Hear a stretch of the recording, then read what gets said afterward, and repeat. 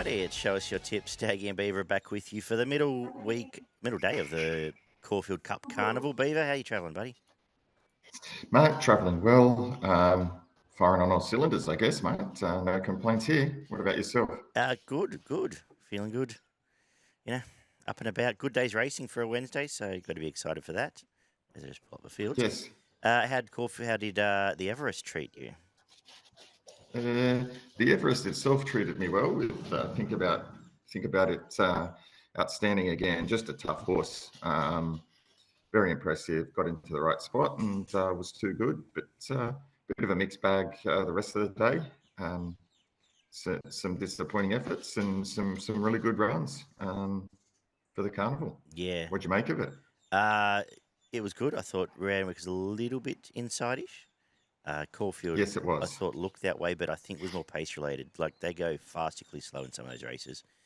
Cost Karina the race, ridiculous, isn't it? cost and then it gifted like horses like who's the one that fought off Barbie's Fox?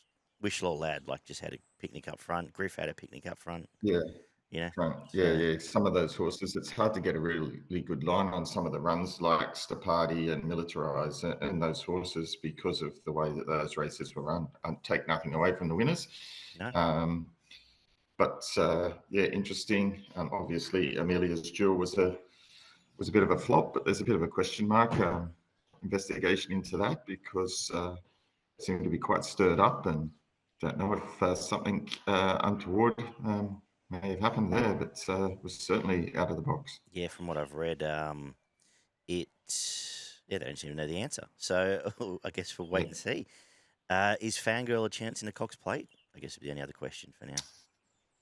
Absolutely. It was a great run.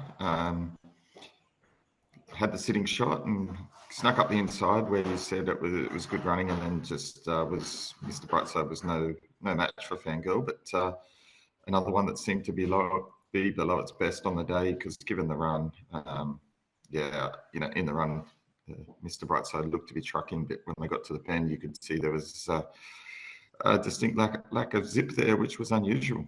Yeah, and I believe Nash has been booked for Fangirl in the Cox Plate, so that's interesting. And Alligator Blood, I don't think I've had an easier watch in a Group 1 for a while, where he was going to win by about 1,000 metres out, I think. Yeah, it kind of panned out the way when the track was playing that way that would have thought, and the 2,000 was no qualms. Certainly Just Fine was, although it had to sit on the outside and do the chasing. I'm not sure what that means for the rest of its campaign, to be honest. I think it's had enough. I don't think I'll be entertained. I assume it's not backing up this week. I haven't looked, to be honest. Or is it going straight to the cup? I'm sure it's not backing up, but straight to the cup. But a bit of a concern trying to get up to 3,200 when it folded like that over 2,000, even though it had done well in the Metrop prior. Maybe that form's not as good, just nutting Spirit Ridge and then folding like that. Plus, first prep in Oz might just be gassed out, and that's okay. Yep. We just bet around it when we get there. So that's all down the road for our Melbourne Cup show. We've got a Cox Plate show next week, Caulfield Cup show this week, and as I said, Caulfield Cup Carnival rolls on today with the what is the feature today? The Coongy, I suppose, but it kicks off with the benchmark 70 over the mile, and you can kick us off here. Yeah, look, sorry, I just had my form up for Randwick. Yeah, you trapped me a bit there, mate. All good. I'm going, and I narrowed it down to 2. I'm going for Ursa here. I know it's only had the 3 starts, and the first couple were good, and then come out and brained them at Ballarat Maiden as they got out to the 1,600 there. So I think, obviously, the step up in distance suits. I think it just looks the improving type, and if it repeats that, I certainly think it can figure in the finish. The Hayes horses are the most favoured in the market. I'm going that one with Mickey D. And I actually think Rick Raw can run another nice race here. Was against pretty good company last start, so I wouldn't be putting a line through it as a saver, but Ursa on top. Yeah, you still get a nice enough price to cover both these, but I think the 2 Hayes horses are the key chances. Aztec State beat the horse that beat home Ursa last start, the Moody horse. His name just escapes me. Rolling High. And I think has improvement. But I'm interested in the fact Mickey D's chosen to stick with Ursa. I suppose when you win by 10 lengths or whatever it was, it's good incentive. So they're the two key hopes for me. I am scared of Mojave Desert. We've seen a few times in the last few weeks horses right back from States grade do run well, but I've also had enough of it. So I've gone around it. The two Hayes horses are going to kick me off here. Ursa from Aztec State. The second is the feature, 2,000 metre Coongy Cup. Is this a ticket into the Caulfield Cup? It's one of the ticket races. Group 3, and I don't know if it's that good a race. I have decided, I've actually just fallen to the favourite here, Gregor Limo. When you go back and watch that race on debut in Oz, just had no luck at all. Had to have 2 or 3 cracks to get out, and then when it did, was taking ground off Iamastar. I can see this being heavily backed and winning today. I think Jamie Carr doesn't mess around and does go forward. It's on top from Steinem, who is going okay, gets on a dry track and will run better than perhaps its form suggests, and does pop up once it gets out to these distances quite regularly. Iamastar resumed really well gelded, and the Summit would be the only other one I'd put into an early quaddie, really. I did have several look at Fujita San, but gone around it. How are you looking at this? Yeah, I'm going with it. I like the way it bounced back. I'm going for Fujita San. I liked the win last start. It's worked up nicely into this preparation, just improving each time, and that was impressive enough. It had the form back at Rose Hill, went to Melbourne, which we know that stacks up, and won, flew home from 12th on the turn, was going past them, was well fancied, and I think that 2,000 here suits.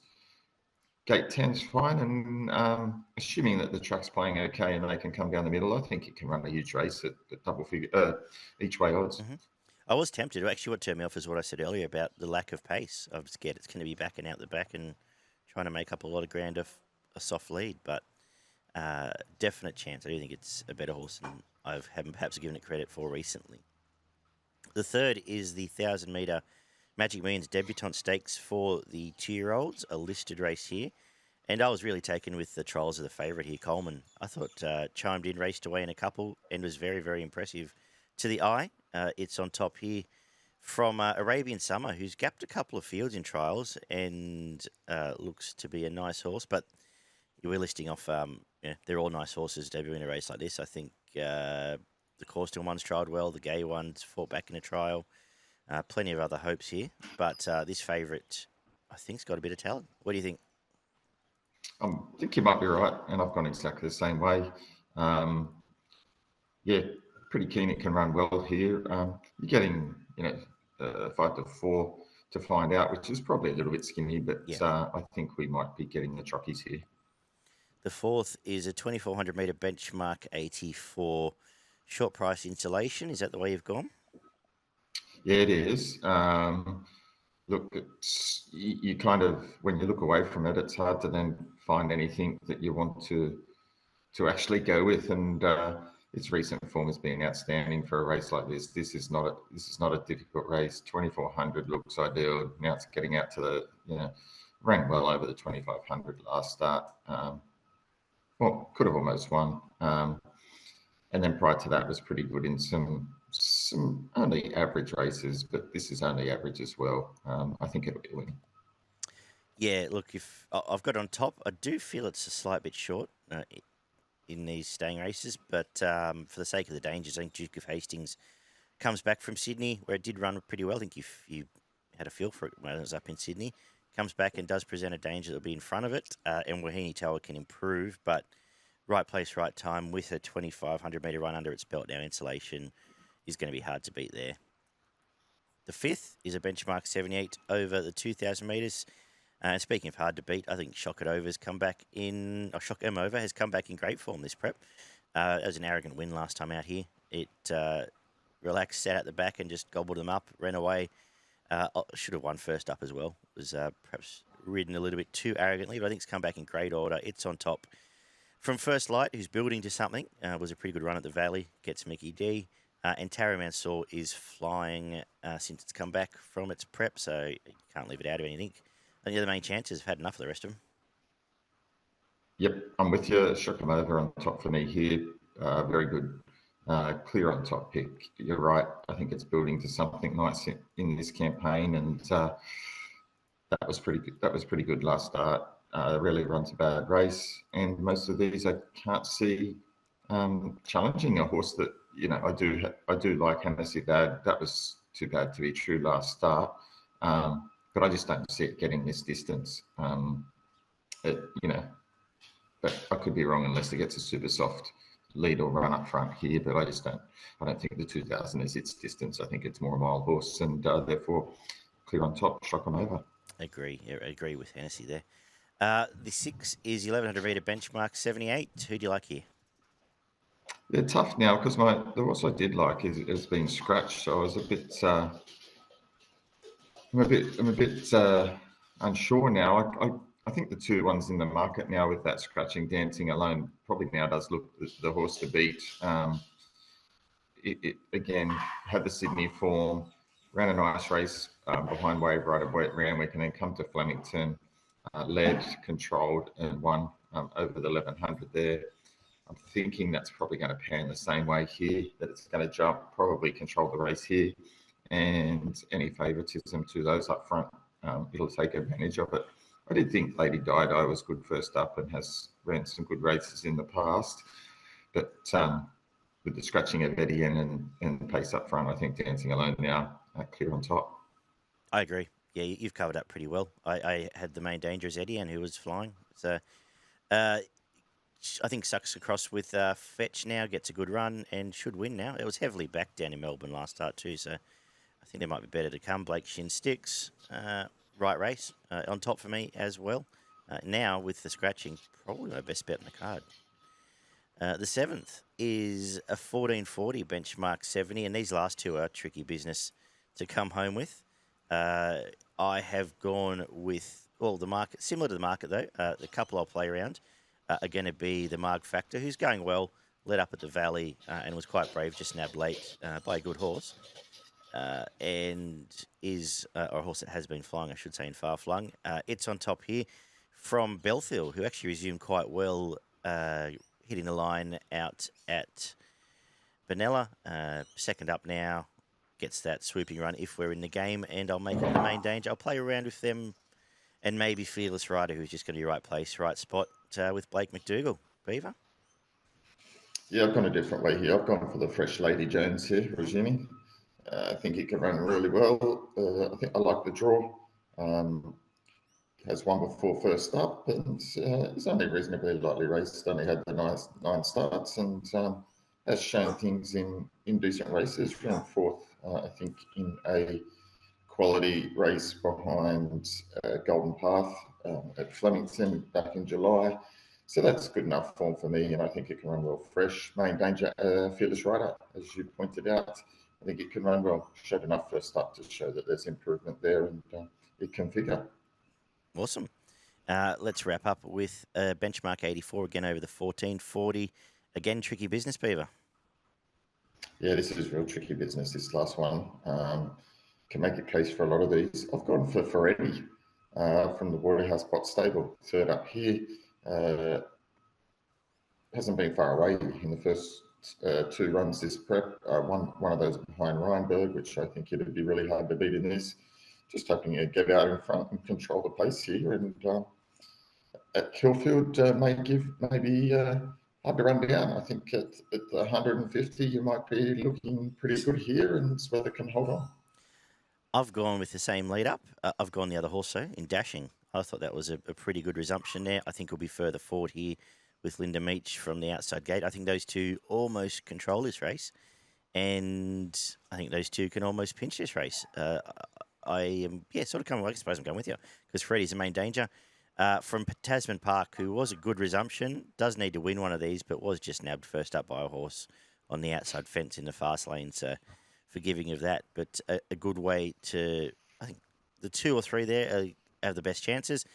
I penned Substantial. I thought the Trolls were pretty average, but does come south and gets Blake Shin, so maybe a play up their sleeve for the Snowden Yard. But that's it for the look through Caulfield.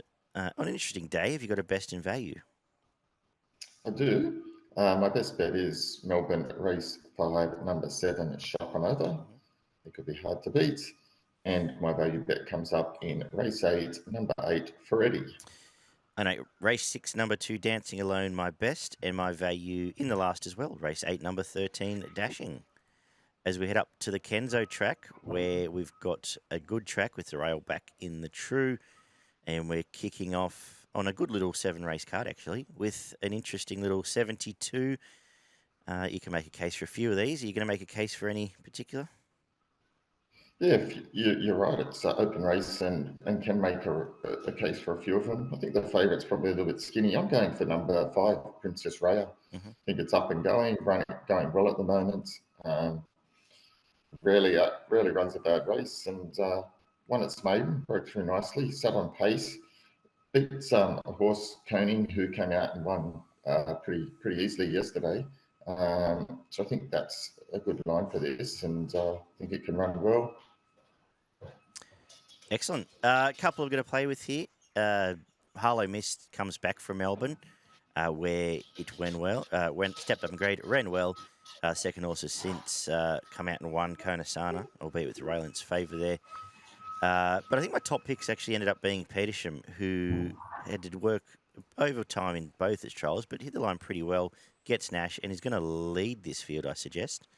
So it's on top. But you can make a case definitely for Princess Raya, who's been good, and definitely for City of Lights, who resumed and was not given a great deal of opportunity first up, but is too short now. For me, 6 from 1 in the first.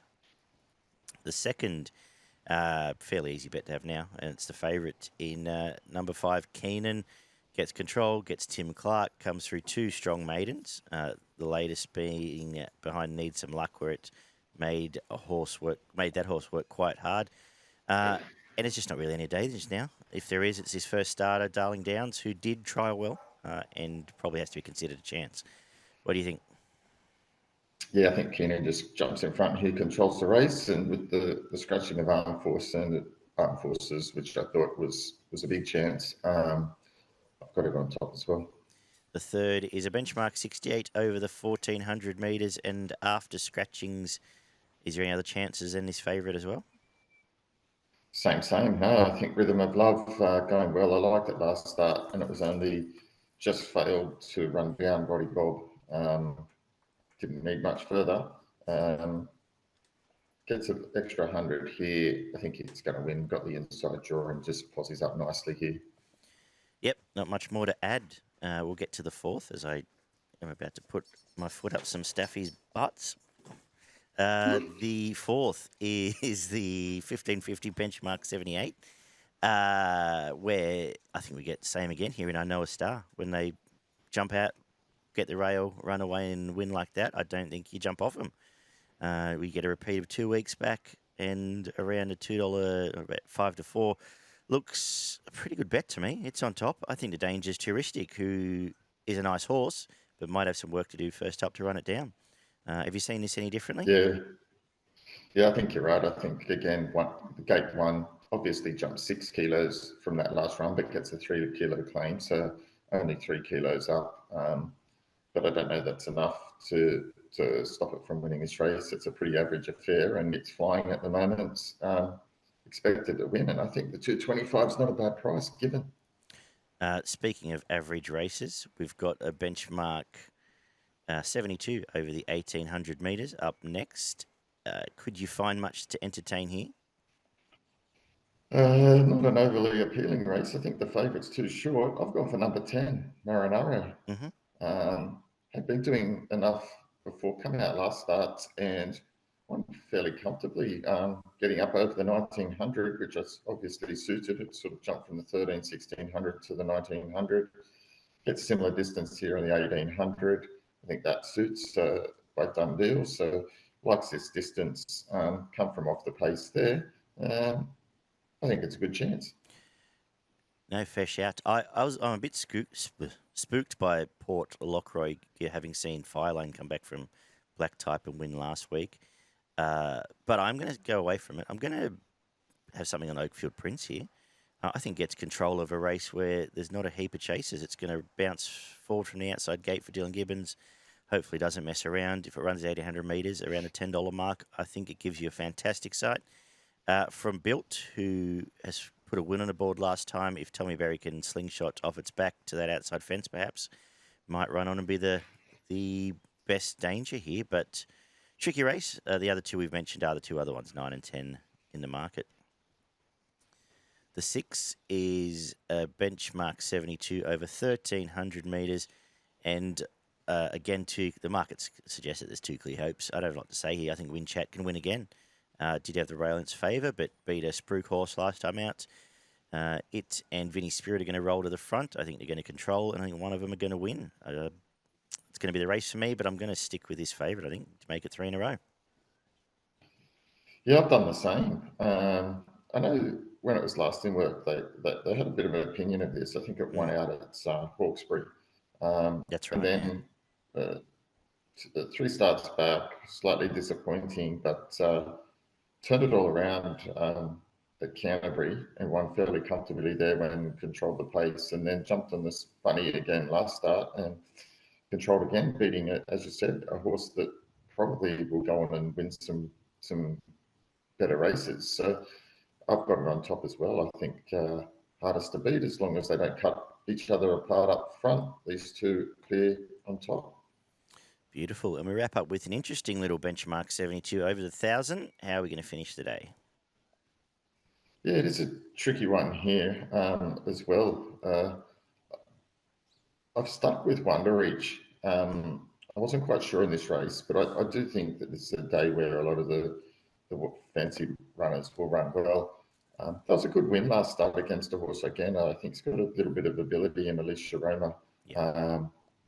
So I thought that was good. Has been, it's kind of trialled the house down prior to that win at Newcastle, and then it's come out to 2 trials and won both of those as well.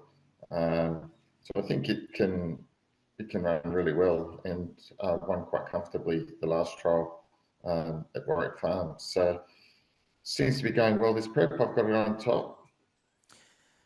I think it's one of 3 chances. I think Salus is the other one, but is going to be back and looking for a bit of luck. The other safe bet here is Mark Or Dreamer, I think. I think it's going really well. He's covered ground all 3 starts, been to finish all 3 starts this time in. Is going to be close to the pace from gate 2 and around the $9 mark, I think is a worthwhile bet in a tricky race. You've made the case for Wonder Each. It was my next pick. I don't need to repeat it there because you've covered it perfectly. Good little betting card actually at Randwick. If everything falls our way, we'll make some money. I think so. Yeah, I think while there's not a lot there with juicy odds, I think if when you're looking at the form here, I don't think a lot of our tips. I think you're going to find five favourites win on the day. It's just picking which 5 they are. And they're not going to be far away. And they're all pretty close to the pace, so there's not going to be too many bad luck stories either. So if they're good enough, they'll be winning. Which hopefully mine is. My best is race 4, number 4, I Know a Star. My value is race 5, number 4, Oakfield Prince. What about yourself? My best is race 3, number 1, Rhythm of Love. And my value is race 5, number 10, Marenaro. Beautiful. Have you got anything for us up at Ippy? Yeah, I've had a quick look up at Ippy for us, so tried to find something. And I have come up with race 4, number 1, Rishon. I think it can win first up, resuming today. Super hard to beat. When then in race 6, number 7, I am taking the lot. I think it's going to be hard to beat. And that was it for the day. Perfect. Thank you, Beaver. It's been our look through Sydney and Melbourne. We'll be back on Friday afternoon once again to do the Caulfield Cup and the 5 Diamonds Prelude at Randwick. So 2 more cracking cards that I'll be getting stuck into this morning. Take care, guys. Good punting to Savo, and we'll chat soon.